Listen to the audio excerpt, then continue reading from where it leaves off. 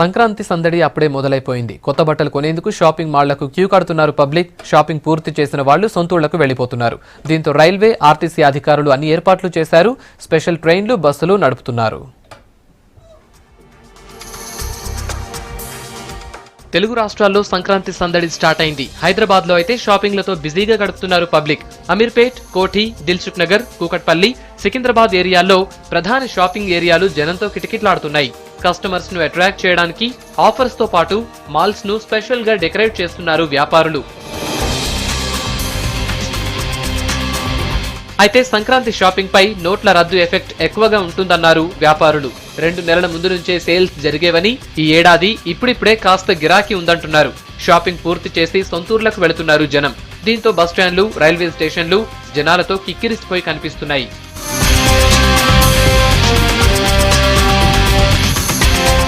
జనం పట్నం నుంచి పల్లెబాట పట్టడంతో స్పెషల్ ట్రైన్స్, బస్సులు ఏర్పాటు చేశారు రైల్వే, ఆర్టీసీ అధికారులు. దక్షిణ మధ్య రైల్వే సంక్రాంతికి 138 స్పెషల్ ట్రైన్లు నడుపుతోంది. ఈ నెల 9 నుంచి 16 వరకు ఈ స్పెషల్ ట్రైన్లు అందుబాటులో ఉంటాయి. నెక్స్ట్ 10 రోజుల్లో రద్దీని కూడా అంచనా వేసుకుంటూ ఎప్పటికప్పుడు అవసరమైతే ఇంకా మరికొన్ని స్పెషల్ ట్రైన్స్ కూడా వేయడానికి ఏర్పాట్లు చేస్తాం. సంక్రాంతికి 2450 స్పెషల్ బస్సులు నడుపుతోంది ఆర్టీసీ. ఈ నెల 13 వరకు స్పెషల్ బస్సులు తిరుగుతాయి.